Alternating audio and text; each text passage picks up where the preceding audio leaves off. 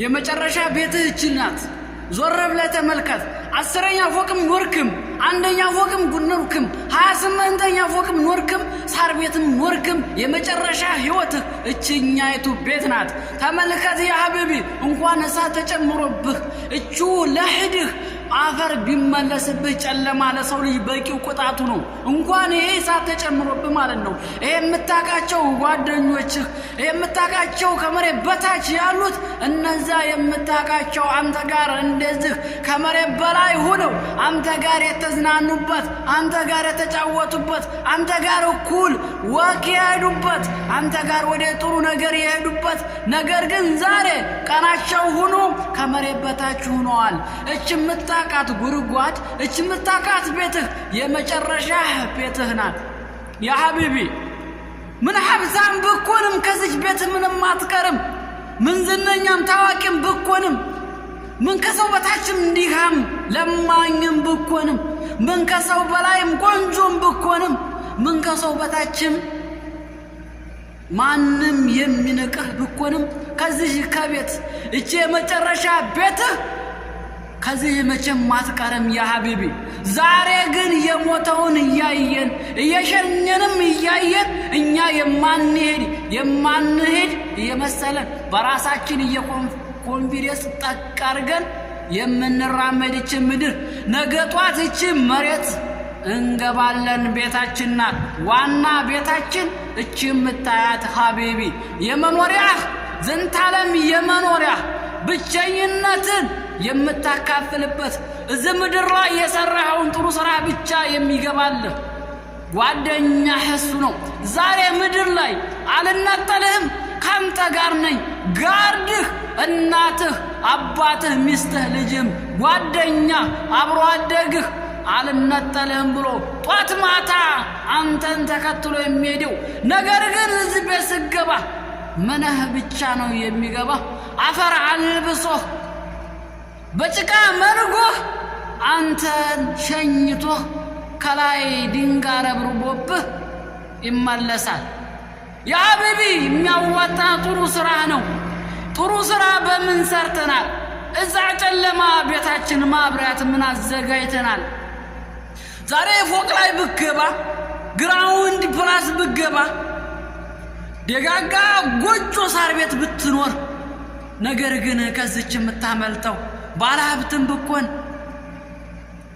ለአገርም ጠቃሚም ብትሆንም ለአገርም ጥራትም ብኮንም ከዚች ከጉድጓድ መቼም አታመልጥም ያ ሐቢቢ።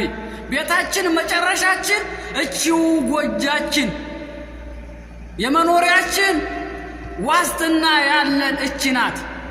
ነገ ጧት እነዚህ የሚወዱ ሰዎች የሚያዝንሉ ሰዎች አልብሰው ከስር ዱለው እነሱ ይመለሳሉ።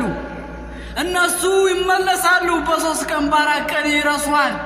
አንተ ግን የዋልክላቸው መስዋዕት የከፈልክላቸው አንተ ላንተ ብለህ ለነሱ ብለህ መስዋዕት የከፈልክላቸው አልብሰው እነሱ ይሄዳሉ። ዛሬ ምን ላይ ነው ያለነው? الدنيا ታለን ነፍስያችን ስሜታችን እያታለለን ቤታችን ረስተን ያልሸኘነው የለም። እናትም አባትም ወንድምም ወይም አያትም ወይም አጎትም ወይም ልጅም ዱለናል። የኛም ተራ በምን እንደምትሸኝ አታውቀውም ያ ሐቢቢ ወጣት።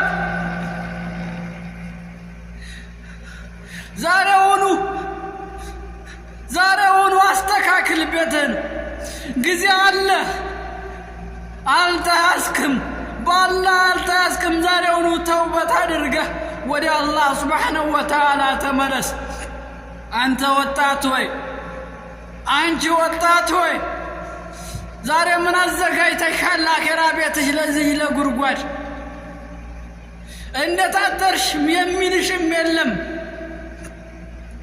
እንዴት ሆንሽም የሚልሽም እስኪ ለሶስት ደቂቃ ምን እንደምኮን ይልሽም የሚልሽም የለም።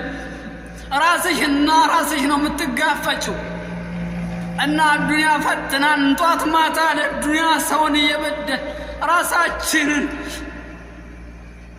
ራሳችንን ለወንጀል እየጋበዝ ሰዎችን እየበደለ ፈጣሪ ርቀን እኛም ተጎድተን ምንም ማናደርግ ከፈጣሪ ምንም ነገር ጠብ ማናደርገው ከፈጣሪ ምንም ለማናጎለው እኛ ወንጀል ብንሰራም ጥሩ ስራ ብንሰራም ለራሳችን ለዚች ለቤታችን ያ ወጣት ያ አዩሃል ሸባብ አንተ ወጣት ወንድም የተመልከት እድሜ የለውም ቆይ ትንሽ ቤተሰቤን ልጠይቅ ንብረቴን ላደራጅ አትልም ቆይ ልጆቼ ልሰልማቸው እናቴ ናፍቃኛለች ልጄ ናፍቆኛል 25 ዓመት 10 ዓመት ኑር ያለው ሳላይ ወጥም ላይ ትገቢያለሽ